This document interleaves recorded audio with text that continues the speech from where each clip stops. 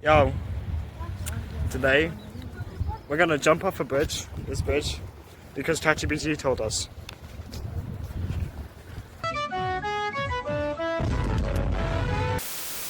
Huh? In heaven, my child. Now let's read out your sins. You know what? I can just go. You don't have to read them. Yeah, no, you're going to hell. Wait, please. Hello.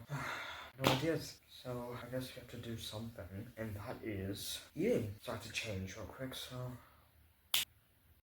Okay, let's start the video. Hello. Today, we're gonna see what's in my room. I have a stash of food in here if I'm hungry during the night. I have San Diego, some and onion, and for some reason, I think an apple.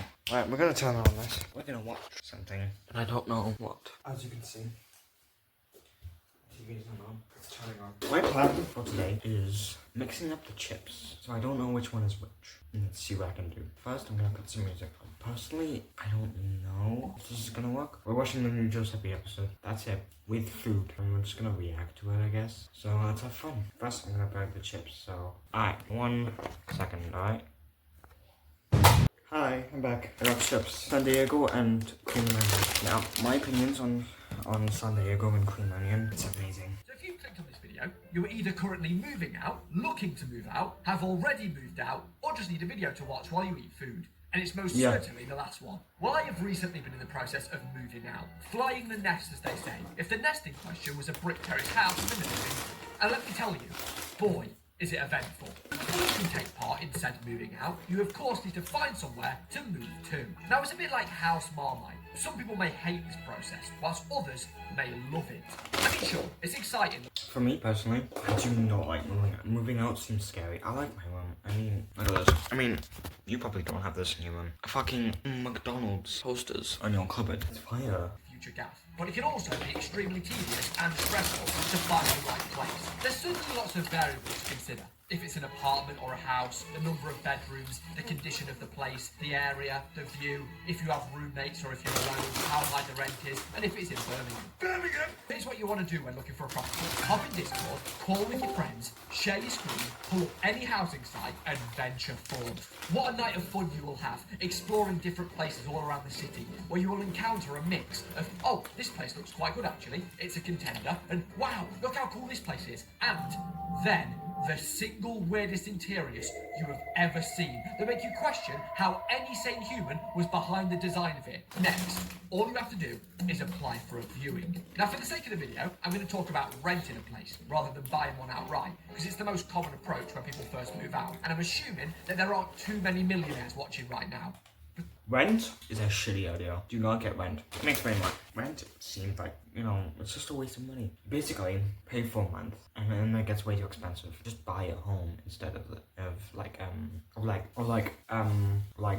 yeah. Basically, if you can't afford it, don't. Yeah, sure, go ahead. Don't mind me. Finally get a response and turn up at the place for a viewing. You meet with the kind estate agent and in you go. Now, most viewings are always a little bit strange. Like, of course, it's important to see the place in person, walk around the rooms, but it's not like you haven't been sat at home inspecting every inch of the house online before you came. And what are you actually supposed to say when you see the rooms? Oh, yeah, awesome. That is a room, yep. I mean, even if the house was shit, you're not going to say that to the agent, are you? It's the same energy as when you get a haircut and they show you the back of your head, and regardless of how it looks, you just say, yeah, brilliant, cheers mate, thanks. Well, when you that actually happened. You know what? I have to pull up a photo of me from there when I cut my hair once. Do not cut your hair yourself, man. Do not cut your hair. You're around your dream house and hopefully everything is to your liking. You look the agent firmly in the eyes and say the golden phrase, the aura statement of the year. I'll take it. Congratulations. Another big step of the process down. Oh, you got accepted. That was fast. Nice. Congratulations. You've bagged the place you were looking for. You're officially moving. Excited. I thought you have to get an application for some reason. What the fuck? But sure, whilst it's exciting, it's here that you need to lock in. Because as great as the idea of moving in is, you also have to do all the prep to move out. But before you can even think of moving in, you'll be sent a mountain of paperwork where you'll be asked a flurry of questions like your name, your age, how much money you make, your height, your credit score, what Gen 1 Pokemon starter you like the most, your entire family tree's bank statements, how many Pokemon, Mimikyu. digits of pi you know off by heart, your Spotify Wrapped, your favourite colour, your favourite IKEA plushie. My favourite colour? Purple. The next step, packing, may be the most tedious part of the whole moving out process. Taking the entirety of your belongings and cramming them into numerous cardboard boxes.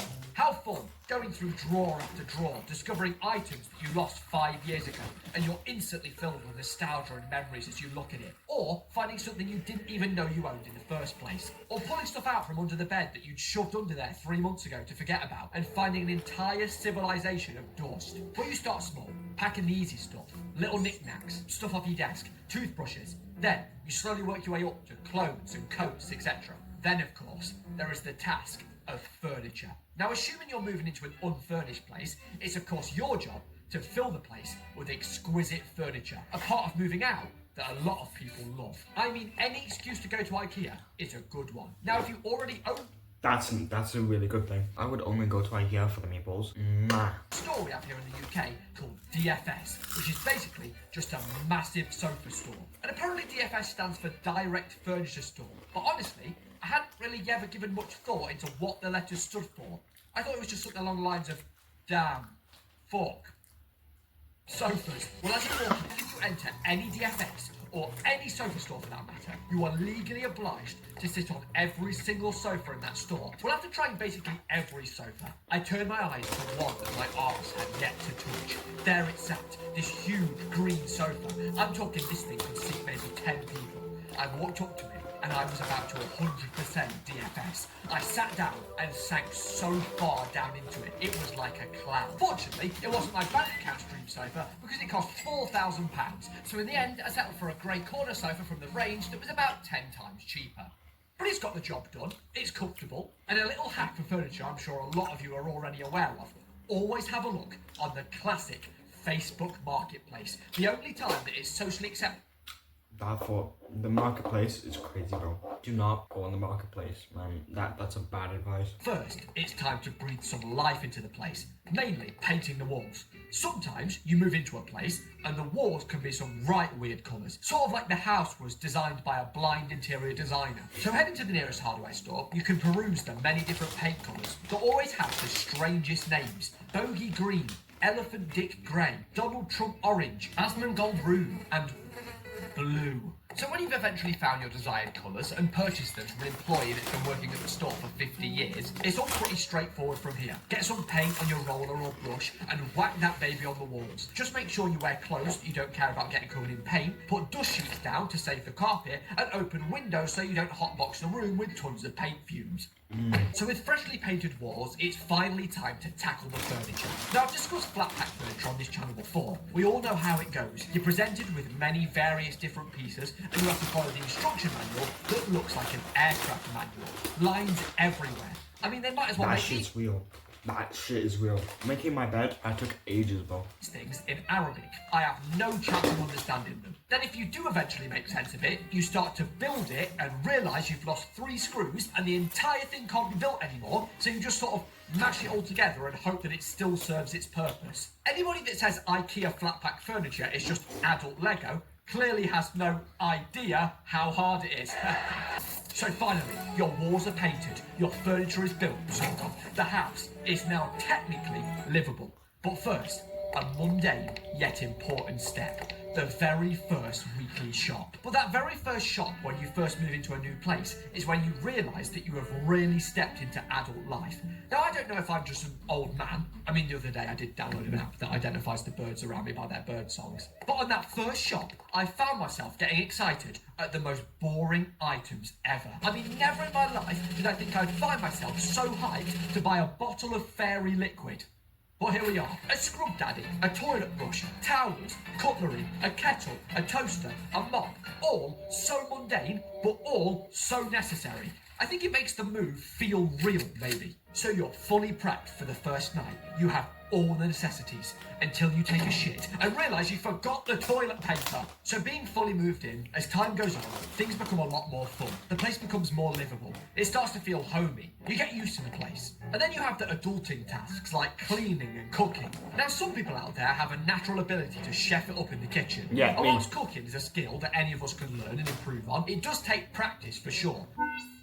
And sometimes making meals alone can really drop you in at the deep end. I mean, I bought a steak pie from the shop the other day, and on the back of the box it said gas mark 6 for 50 to 55 minutes. Sounds simple enough. Well, a couple of days prior, I had tried to cook chicken in the oven, and after about half an hour, the chicken was still pink inside, so I assumed that the oven was just shit. So with the pie being 50 to 55 minutes, I thought with the oven being shit, I'll check on it at 55 minutes. Then I'll just keep an eye on it until it's done if it needs extra time. Well, skip forward 55 minutes, I walk down the stairs and start to smell toast. I approach the oven, and this was the state of the pie. Well, the top of the pie at least, because the bottom looked like this. Oh my days. Don't buy store food, man.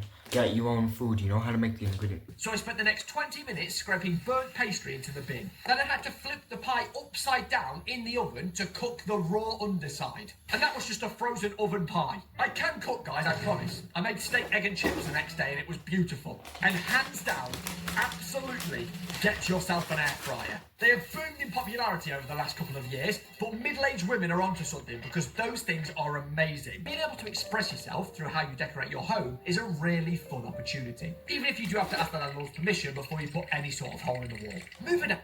Yes, as explained, I got pictures, I got McDonald's, I got posters here, I got medals, I got plushies, botanical sprays, all that. How or living alone, whilst scary, can be a huge step towards independence. Sure, it's not for everyone, and it certainly isn't easy, and should only be done when you feel ready, but it definitely grants you a new level of freedom, character development if you will. Sure, it might take a little bit of learning at first, but once you're a domesticated expert, cooking, cleaning, maintaining and looking after the place, it all becomes pretty fun. A little bit of you that you can call home. Until you get your first set of bills and rent through and you realise you need to take a loan out to put the heating on for 5 minutes. Alright, that's it. Bye.